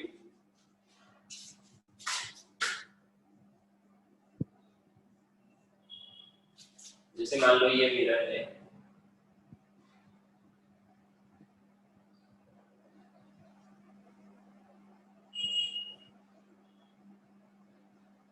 ये मिरर है, ये ऑब्जेक्ट है। तो इस ऑब्जेक्ट की इमेज ये खुद देख पाएगा कि नहीं देख पाएगा? एक तो हमें पता लगानी है। और अगर ये नहीं देख पा रहा है तो कहां पर, किस रीजन में इस ऑब्जेक्ट की इमेज, मतलब ये तो ऑब्जेक्ट है, ये खुद नहीं देख रहा है, इस ऑब्जेक्ट की इमेज में यहां खड़े होकर देख सकता हूं क्या? क्वेश्चन ये पूछ रहा हूं। अगर यहां खड़े होकर देख सकता हूं तो किस रीजन में देख सकता हूं, वो फील्ड मुझे पता है। तो कैसे बताएंगे? अब वो डिपेंड करता है मिरर की लेंथ पर। मिरर लंबा है, बड़ा है, तो फील्ड ऑफ व्यू बड़ी होगी। मिरर छोटा है तो फील्ड ऑफ व्यू छोटी होगी। तो देखो कैसे बताएंगे? यहाँ से इसके मिरर के दोनों एक्सट्रीम पर लाइट रे जो इस ऑब्जेक्ट से हर तरफ लाइट रे निकल रही, तो मिरर पर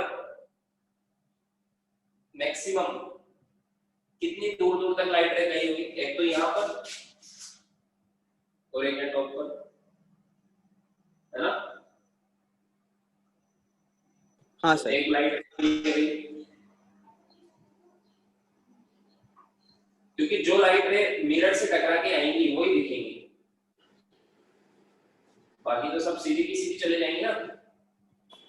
रिफ्लेक्शन होगा तभी तो दिखेगा एक लाइट रे। इसके बीच में जितने भी लाइट रे आएंगी वो सब के थ्रू हम इस ऑब्जेक्ट को देख सकते हैं। समझ में आया क्या?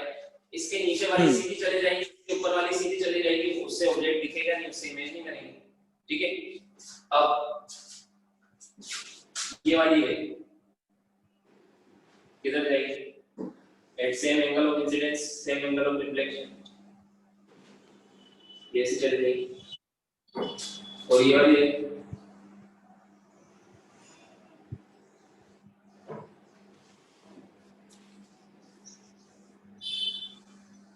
ये ऐसे चली जाएगी। तो इसकी रीजन को बोलते हैं फील्ड ऑफ व्यू। अगर आप ये जो दोनों रेज है इनके बीच में से कहीं से देखते हो तो इसकी इमेज आपको इधर, इमेज तो बनेगी सही इधर बीच में।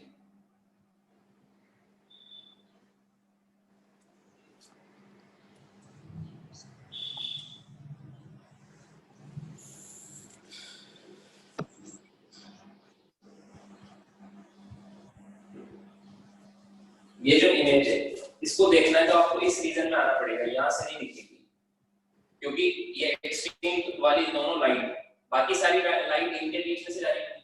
क्या इधर से कोई लाइट आ रही है? क्या उधर से कोई लाइट आ रही है जो मिरर से टकरा के बाद आ रही है? नहीं सर। सारी इसके बीच में, बाकी सब जो बीच वाली लाइट सब इसमें जा रही है, तो ये सारी लाइट मिलके ही तो इमेज बना रही है। ठीक है? हाँ सर।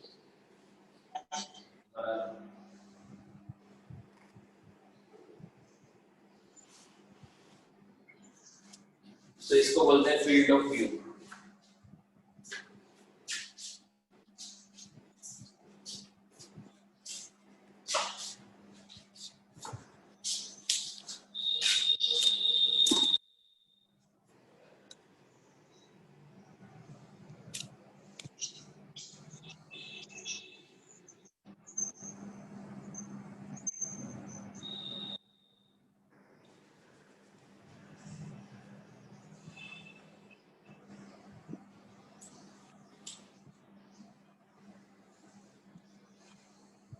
बता दो। हाँ सर। हाँ सर।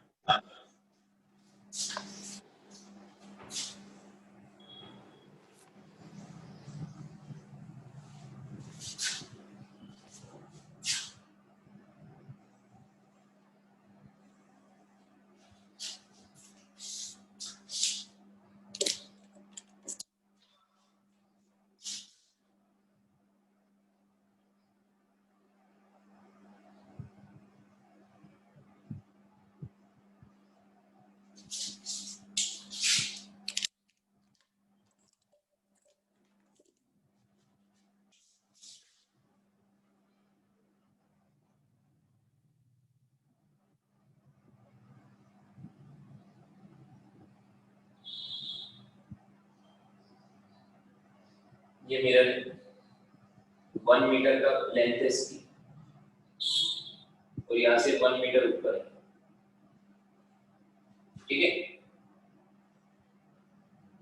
यहाँ पर ऑब्जेक्ट है,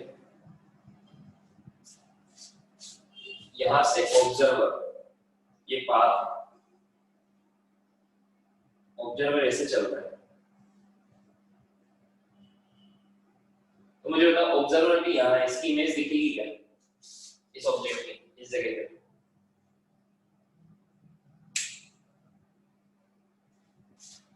जल्दी बोलो, क्या हुआ? आवाज नहीं आ रही? आ रही है सर। ये ओरिजिन है, हमें बताना है। लिखो, क्वेश्चन लिखो, फाइंड आउट द डिस्टेंस,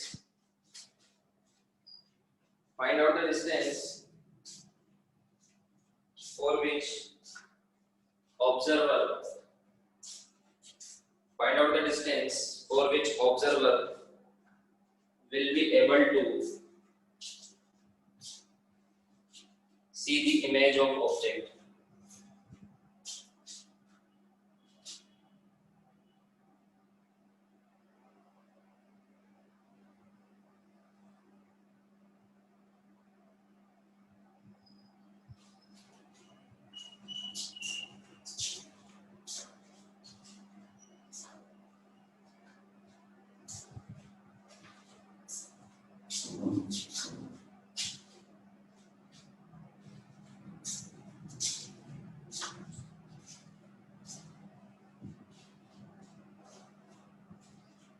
हुआ?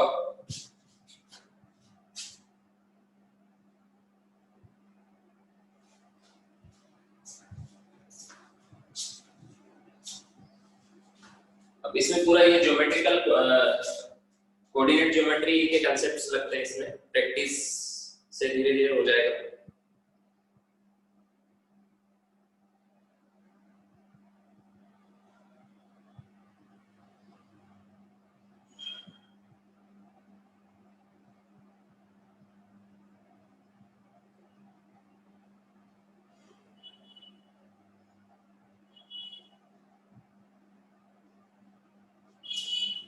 चलो देखो, देखो इस ऑब्जेक्ट की इमेज कहाँ बनेगी? मिरर से 2 मीटर इधर, यहाँ बन जाएगी इमेज। हाँ सर। फील्ड ऑफ व्यू बताना है तो कैसे बताते हैं? दोनों एंड से रे बनाओ, दोनों एंड से रे बनाओ,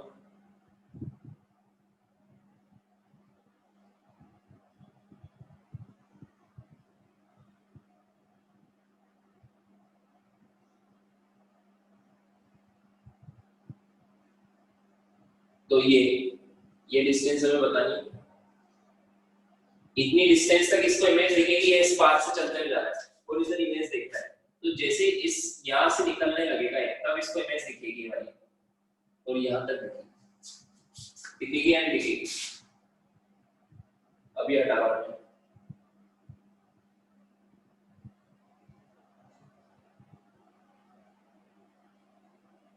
ठीक है, ये 1 है, ये भी 1, समझ में आया क्या? तो ये कितना है? ये 2 मीटर ये। अब देखो इनको नाम दे देता हूँ मैं, इसको मैं बोल देता हूँ ए बी, ये आई, इसको मैं बोल देता हूँ ए डैश बी डैश। तो इन दोनों ट्रायंगल में देखो कौन से देखो इधर, ये वाला ट्रायंगल ए बी आई, और ये वाला ट्रायंगल देखो ए डैश बी डैश आई, क्या दोनों सिमिलर दिख रहे हैं? हाँ सर। एक तो ए बी आई ये वाला ट्रायंगल, और एक ये दोनों सिमिलर है। हाँ सर, कॉमन एंगल है और अब देखो इस साइड ट्रायंगल सिमिलर है। के इस ट्रायंगल की हाइट 1 + 1 2 है, तो इसकी 6 होगी। डायरेक्ट कैसे बताया मैंने, बताओ? 3 टाइम्स होगी, नहीं पता सर। क्योंकि इसका बेस 2 है और बड़े वाले ट्रायंगल का बेस 6 है, तो दोनों सिमिलर है, तो दोनों की साइड्स के रेशियो सेम होते हैं ना। अगर बेस 3 टाइम्स होगा तो हाइट भी 3 टाइम्स होगी। हाँ सर।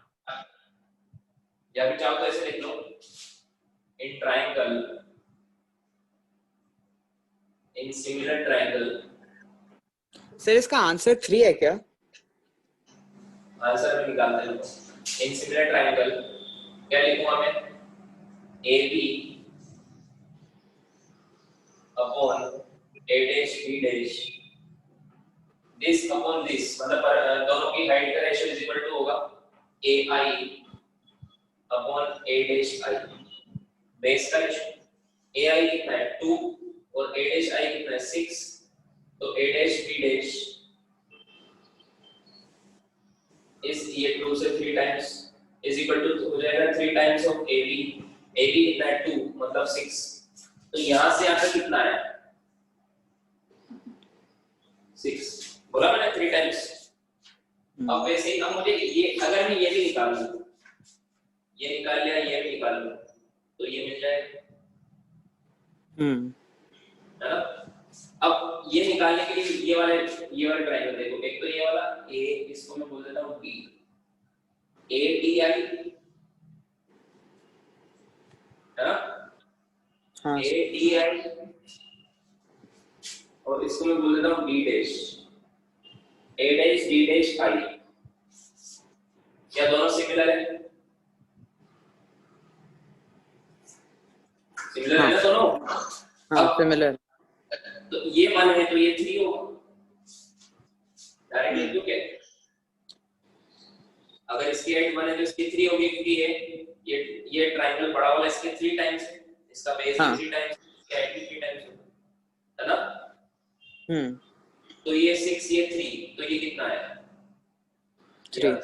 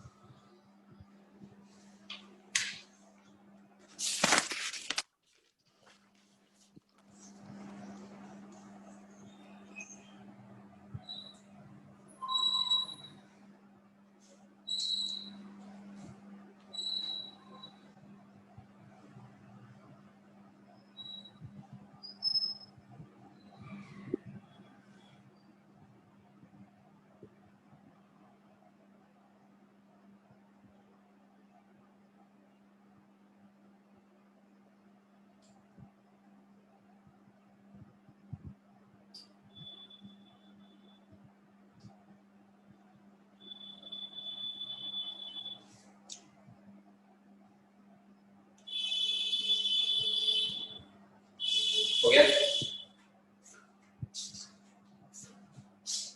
हाँ सर। अच्छा, तो ये फील्ड ऑफ व्यू हुआ, ये तो हमने देखा किसी पॉइंट ऑब्जेक्ट का field of view. Extended object का फील्ड ऑफ व्यू कैसे देखेंगे?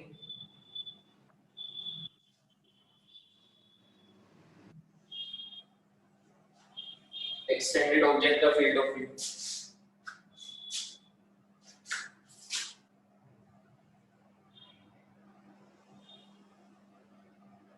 जैसे मान लो ये मिरर है, ठीक है, और ये एक एक्सटेंडेड ऑब्जेक्ट है, ए बी, इसका मुझे फील्ड ऑफ व्यू पता है, तो मेथड तो वही होगी, पहले ए का बताओ फिर बी का बताओ, ए और बी का मिल गया तो उनके बीच वाले सारे पॉइंट्स का भी मिल जाएगा, हाँ है ना? सर। हमें पॉइंट वाला निकालना आता है, तो ए वाले पॉइंट का फील्ड ऑफ व्यू निकालेंगे तो इससे इस एंड पर भी भेजेंगे,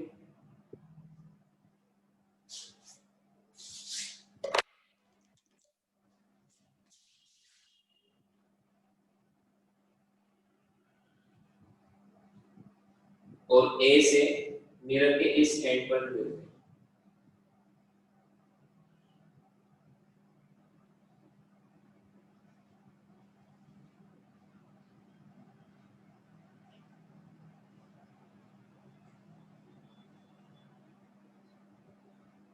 ठीक है, तो ए की इमेज कहां से ला तक दिखेगी?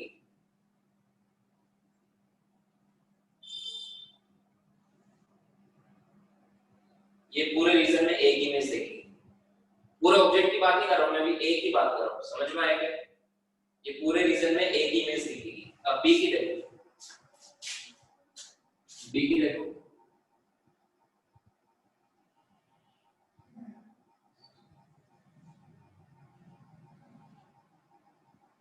बी की इमेज ओनली ऊपर वाली साइड यहीं तक ही दिखेगी, बी की इमेज, बी वाले पॉइंट की इमेज इस वाली साइड यहीं तक ही दिखेगी, क्या इसके आगे भी दिखेगी क्या बी वाले पॉइंट की इमेज? नहीं, वही अंदर वाले पॉइंट तक। इसके आगे ओनली ए की दिखेगी,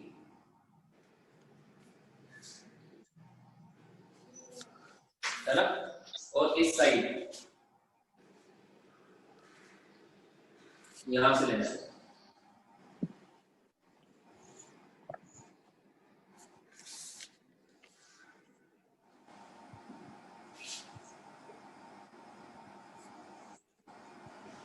ये बी से आ रही है ये वाली लाइन, तो इस साइड बी की इमेज यहां तक दिखेगी, बट ए की भी यहीं तक दिख रही है, नहीं, ए की पिछले अंदर वाली लाइन तक दिखी। अंदर वाली लाइन, तो इस वाले रीजन में ओनली बी दिखेगा, ऊपर वाले में ओनली ए दिख रहा था, इस वाले, तो मुझे बता पूरा ऑब्जेक्ट किस रीजन में दिखेगा? जो दोनों अंदर वाली लाइंस हैं उसके उसके वाली है, उसके बीच में सब दिखेगा। देखो इसके अंदर हमने सबसे बाहर वाले पॉइंट निकाल लिए, तो बीच वाले तो इनके अंदर ही आएंगे ना। हाँ सर।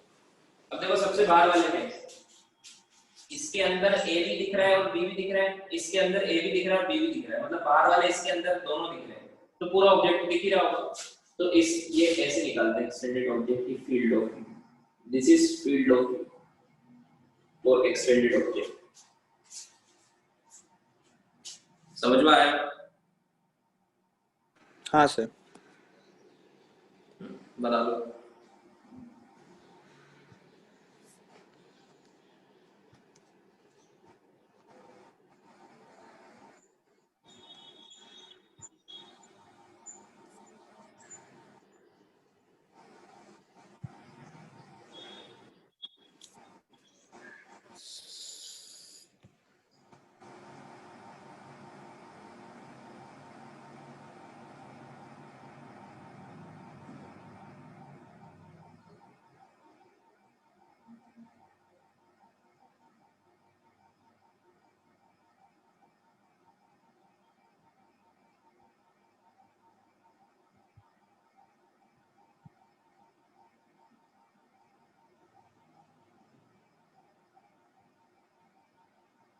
बता लिया?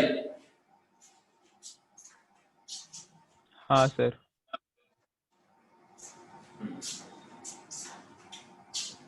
अब लिखो नेक्स्ट लाइन, मिनिमम लेंथ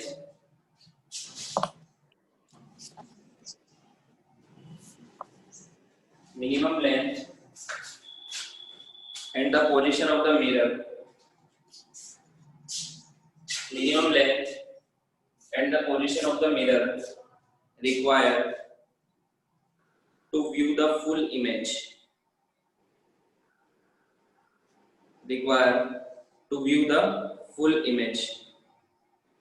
हमें क्या बताना है कि मिनिमम लेंथ, जैसे मुझे मेरी पूरी इमेज देखनी है तो मिरर की लेंथ कितनी होनी चाहिए मिनिमम, और वो कहां पर उसकी पोजीशन होनी चाहिए कि मुझे मेरी मिनिमम लेंथ ऑफ मिरर से मुझे मेरी पूरी इमेज बन जाए। तो आपको पता होगा h/2 आंसर आता है, पता है? अब देखो कैसे आता है,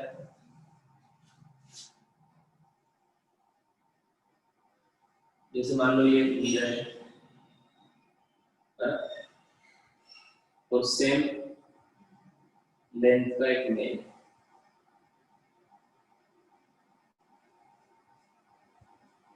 देखो हमें खुद की इमेज देखनी है तो हमारी बॉडी से जितनी भी रेज आ रही है वो मिरर पे जाके कहाँ आनी चाहिए,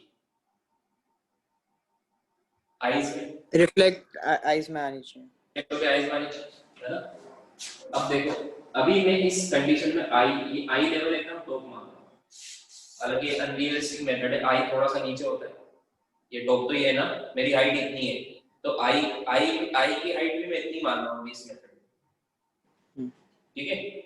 सो आई में मान लो एकदम टॉप पर है, ये आई लेवल है। अभी ये मान के करेंगे, फिर आगे रियलिस्टिक मेथड भी देखेंगे। अब देखो, अब मुझे मेरा पूरा देखना है, मतलब मुझे मेरे पैर भी दिखने चाहिए और सर भी दिखना चाहिए, पूरा बॉडी दिखनी चाहिए। तो इसका मतलब एक्सट्रीम पॉइंट्स से निकलने वाली रेस, एक तो नीचे नीचे वाली और एक ऊपर ऊपर वाली, दोनों रेस मेरी आंख में आनी चाहिए, है ना? तो यहां से एक रे निकालो, ऐसे बनाओ कि ये ऊपर से ना जाए नीचे से ना जाए, मतलब ऐसे ना जाए या ऐसे ना जाए, ठीक है? ऐसी जगह गिराओ कि आंख पर आए, तो एकदम बीच में गिराऊंगा तो आंख पर आएगी।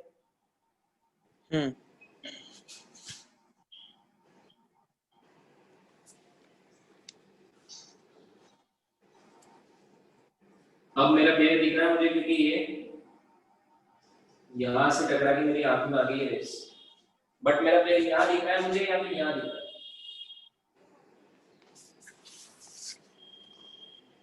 पीछे दिख रहा होगा मुझे, तो क्या लग रहा है रेस ऐसे आ रही है, ये मेरी आंखों में रेस आ रही है, मुझे थोड़ा पता है रेस घूम के आ रही है, मुझे तो ये लग रहा है ना पीछे से आ रही है ना? हाँ सर। अब मुझे हाँ, क्या कुछ बोल रहे हो? नहीं सर, मैं बोला हाँ सर। अब मुझे मेरी पैर तो दिख ही गई, आंख भी दिख जाए तो पूरी बॉडी दिख जाएगी, तो एक रे आंख से मिले तो सीधी आनी चाहिए, तो सीधी आंख में आ जाएगी वापिस, तो आईज की इमेज कहाँ दिखेगी? यहाँ पर, तो पूरी बॉडी की इमेज ये बन गई इमेज, ये पूरी दिखनी थी आपको, ये ऑब्जेक्ट है ना? हाँ सर। अब सबसे टॉप वाला पॉइंट की रेस और सबसे नीचे वाले पॉइंट की रेस, तो बाकी बीच की रेस कहाँ जानी चाहिए? इधर जानी चाहिए, इस नीचे वाले मिरर पे जानी चाहिए या ऊपर वाले पे?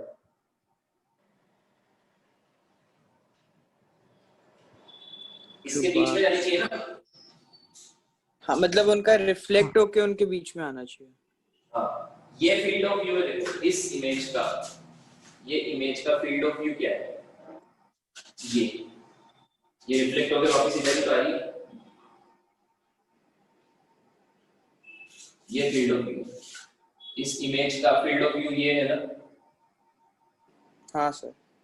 तो बाकी सब की रेज इसमें से ही आएंगी तभी तो दिखेंगी। इस जैसे ये वाले पॉइंट की इमेज की रेस यहाँ से आ रही है, ये वाले पॉइंट की इमेज की रेस यहाँ से आ रही है, ये वाले पॉइंट की इमेज की रेस यहाँ से आ रही है, ये वाली की यहाँ से आ रही है, तो सब इस वाले पोर्शन ऑफ मिरर में से आ रही है। हाँ हाँ। तो अगर मैं बोलूँ नीचे वाला मिरर हटा भी दो तो कोई फर्क पड़ेगा क्या? नहीं नहीं पड़ेगा सर, ना। नहीं पड़ेगा, नहीं पड़ेगा। सारी बेस यहीं से तो आ रही है। हाँ ठीक है सर। तो मिनिमम लेंथ कितनी चाहिए ये वाली, है ना? मान लो ये हाइट है h ऑब्जेक्ट की। अब देखो ये वाला ये एंगल नॉर्मल, ये एंगल थीटा होगा, तो एंगल भी थीटा ही होगा। तो ये दोनों ट्रायंगल इक्वल इक्वल ही बनेंगे। क्यों? क्योंकि ये बेस इक्वल है, ये बेस इक्वल है, ये जो ट्रायंगल है, ये वाला ट्रायंगल और ये वाला ट्रायंगल, दोनों का बेस सेम है, बेस इक्वल है, एक साइड इक्वल है, ये हाइपोटेन्यूज वाली भी इक्वल होगी, एंगल भी इक्वल है, तो ये साइड और ये साइड भी इक्वल ही होगी ना। हाँ सर, h/2 h/2 और इसको भी क्या बोलूंगा, h/2। तो मिरर की लेंथ कितनी आ गई, ये इक्वल ही तो होगा h/2। और पोजीशन कितनी है, मिनिमम लेंथ ऑफ मिरर कितनी आएगी, to see full view of the image कितनी आएगी, h/2 एंड पोजीशन। अब मिरर को ऐसे थोड़ा ना h/2 का मिरर लिया है तो कहीं भी रख दो, ऊपर रख दो, दिखेगी क्या इमेज? पोजीशन क्या होनी चाहिए? हाँ हेलो क्या होनी चाहिए? हेलो हाँ बोलो प्रकर। सर, आवाज नहीं आ रही है आपकी, और वो इमेज भी थोड़ी मतलब वैसी हो रही है। हाँ। तो मैं भी ऐसे ही हो रहा है क्या? नहीं सर, बराबर है, बराबर है। बराबर है। हाँ सर, बराबर है। देखो ये समझ में आ गया कंसेप्ट प्रकार?